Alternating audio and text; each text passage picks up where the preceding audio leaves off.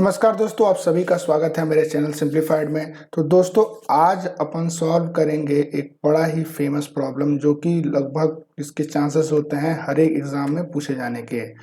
तो इसको आप एज ए प्रॉब्लम में दे सकते हैं यार, as a standard result, as a standard derivation भी आप देख सकते हैं। तो इस प्रॉब्लम में ये कह रहा है कि there is a ring of radius a which contains a charge q distributed over its length. Find the electric field at a point on the axis of the ring at a distance x from the center. तो दोस्तों, अभी तक जो हमने बहुत सारे जो concept सीखे वो कुलम्स लॉ के। तो कुलम्स लॉ जो है ना, वो एक पॉइंट चार्ज के लिए डिफाइंड है, ठीक है। तो इस चीज को हमेशा ध्यान में रखना है। लेकिन यहाँ पे क्या है कि जो हमारा क्यू चार्ज है, कैपिटल क्यू चार्ज, वो इस पूरे रिंग पर ही डिस्ट्रीब्यूटेड है, पूरे के पूरे रिंग पे, ठीक है। वो एक जगह पे नहीं है, वो पूरे इस लेंथ पे हर जगह पे डिस्ट्रीब्यूटेड है, ठीक है, हर जगह पे है।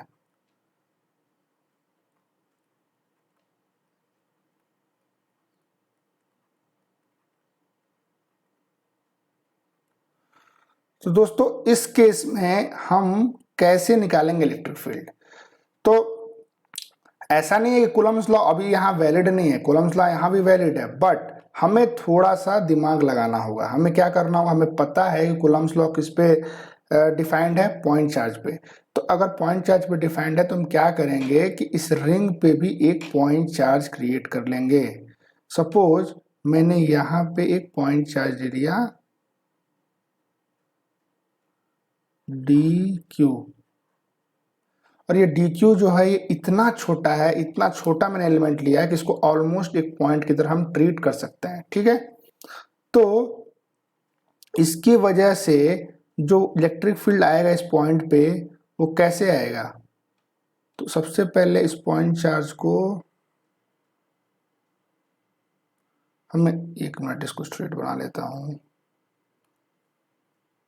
एक मिनट,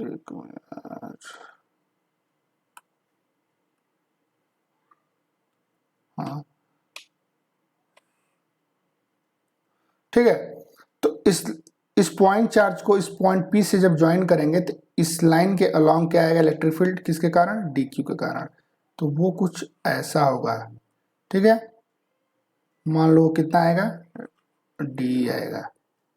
अच्छा, इसके बाद जो एक और चीज समझने की ये है कि जैसे अगर आपके पास एक रिंग है जो जिसपे कि कैपिटल क्यू चार्ज डिस्ट्रीब्यूटेड है, तो अगर हमने यहाँ पे DQ लिया, मतलब कहाँ पे, यहाँ पे अगर स्मॉल चार्ज लिया है, तो क्या डायमेट्रिकली अपोजिट यहाँ पे भी एक छोटा चार्ज होगा? तो ये जो छोटा वाला चार्ज है, इसके वजह से भी इस पॉइंट पे क्या आएगा, एक इलेक्ट्रिक फील्ड आएगी, ठीक है, जो कि कुछ ऐसे होगी। तो उसके वजह से क्या होगा कि इसका भी एक वर्टिकल कंपोनेंट आ जाएगा, और जो ये वाला है इसका भी एक इलेक्ट्रिकल कंपोनेंट होगा, ठीक है, वर्टिकल कंपोनेंट।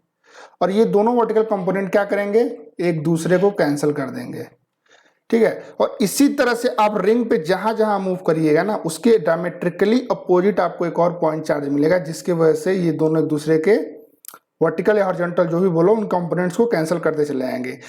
इसकी वजह से अल्टीमेटली जो पिक्चर बनेगी वो कुछ ऐसी बनेगी कि जो electric field, net electric field आने वाला है, वो जो रिंग है उसके एक्सिस के अलोंग ही आएगा, ठीक है। तो ये जो डिस्टेंस है कितना है, ये डिस्टेंस मैंने बताया, ये डिस्टेंस आपका इसको आप ले लो x, ये जो p डिस्टेंस है सेंटर ऑफ दी रिंग से, इसको ले लो x। तो क्या होगा, जो मैंने लॉजिक बताया उसकी वजह से क्या होगा, जो इलेक्ट्रिक फील्ड आने वाला है ना, ई नेट जो फाइनल निकल के आएगा, वो इतना हमें पता है उसका डायरेक्शन क्या होगा, एक्सिस की तरफ होगा, ठीक है। इसमें जो वर्टिकल कंपोनेंट्स हैं या लेटरल कंपोनेंट्स, वो सारे के सारे कैंसिल हो जाएंगे, क्योंकि हर एक जो पॉइंट चार्ज जो हम इस पे बनाने वाले हैं उसके डायमेट्रिकली अपोजिट जो रिंग है, वहां पे जो पॉइंट चार्ज मिलेगा, उसकी वजह से ये एक दूसरे के लेटरल या वर्टिकल कंपोनेंट्स को क्या करेंगे, कैंसिल करते चले जाएंगे, और सिर्फ इसके जो वही कंपोनेंट्स बचेंगे जो कि उसके एक्सिस के अलोंग अलाइंड हैं, ठीक है। तो एक बार ये हमें समझ में आ गया कि भाई हमें सिर्फ और सिर्फ यही कंपोनेंट जो है मिलने वाले हैं, तो अपन क्यों एक्स्ट्रा मेहनत करेंगे। तो क्या करेंगे अपन सिर्फ और सिर्फ इसी वाले कंपोनेंट को जो कि एक्सिस के अलॉन्ग है उस पे ही ध्यान देंगे। तो इसको मान लो कि अगर हम थीटा मान लें तो ये एंगल क्या होगा, ये भी थीटा हो जाएगा। तो इसका मतलब इसके अलॉन्ग कितना आएगा हमारे पास electric field, d E cos theta. ठीक है। अच्छा, अब डी क्या है, डी है इलेक्ट्रिक, एक मिनट थोड़ा ऊपर कर लेता हूं। जो डी है वो क्या है,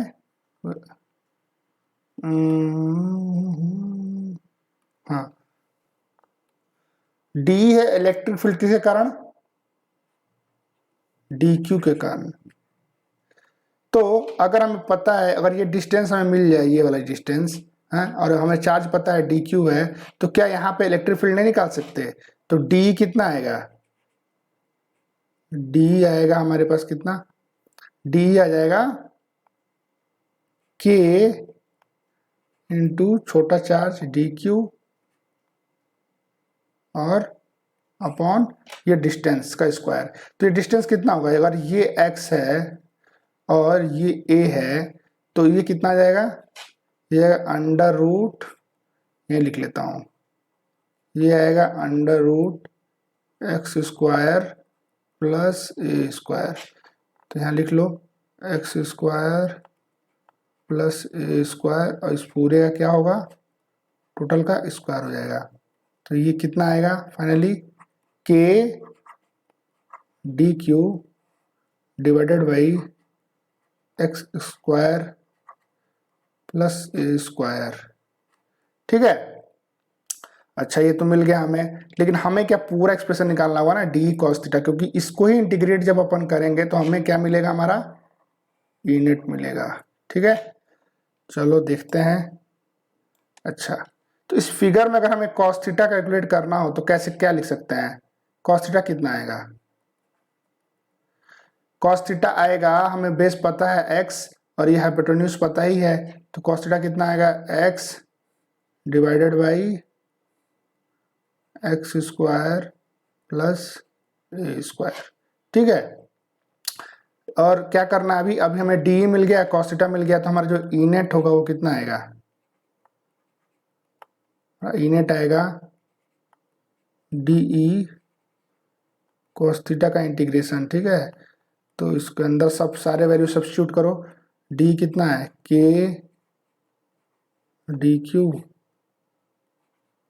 x square plus a square into cos theta बोले तो x divided by x square plus a square का पावर हाफ।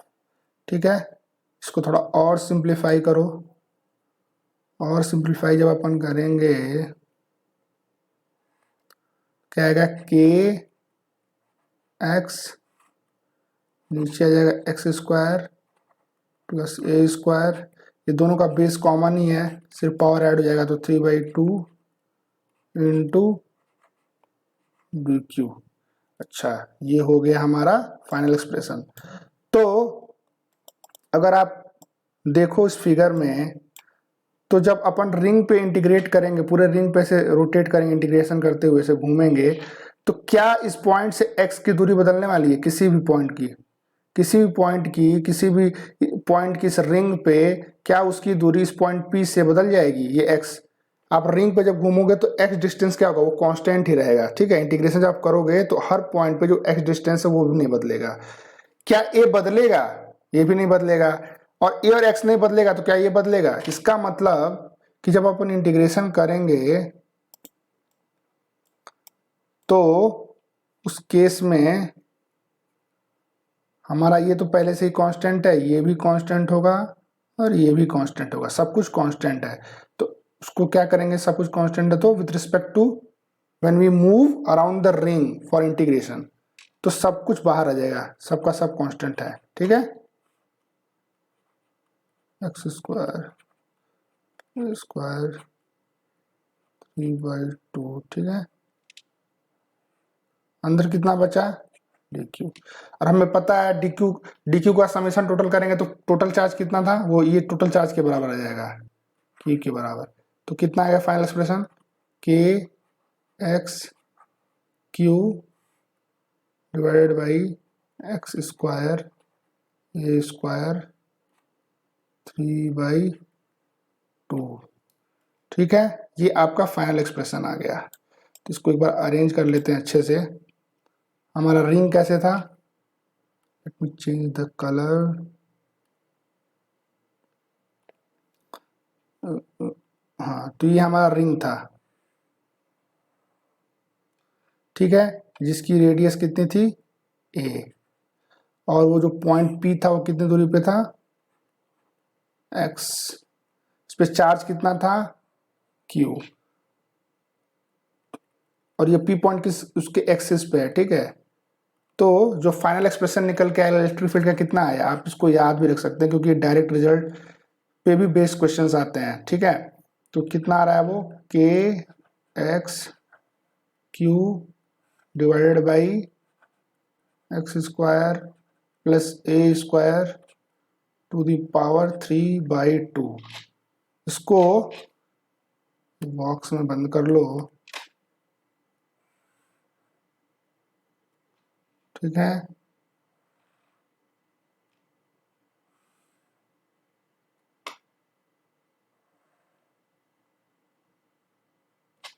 ठीक है, ये एक्सप्रेशन आप याद रख सकते हैं। तो दोस्तों ये रहा डेरिवेशन बोले या सोल्यूशन इस प्रॉब्लम का, और ये एक्सप्रेशन बड़ा इंपॉर्टेंट है तो इसको आप याद भी रख सकते हैं। अगर याद नहीं रख सकते तो फिर इतना प्रैक्टिस करो कि आपको डेरिवेशन आपको मतलब आपके दिमाग में बस जाए ताकि आप तुरंत से इसको डिराइव कर सको। हालांकि मैं तो बोलूंगा कि जो इंपॉर्टेंट एक्सप्रेशन हैं वो याद ही रहने चाहिए ताकि एग्जाम में आपका टाइम वेस्ट ना हो। तो दोस्तों आज के लिए इतना ही, फिर मिलेंगे अगले वीडियोज में और भी मैं प्रॉब्लम सॉल्व करूंगा ताकि आपके कॉन्सेप्ट्स और ज़्यादा से ज़्यादा क्लियर होते चले जाएं। तो that's all for today, thank you, जय हिंद जय भारत।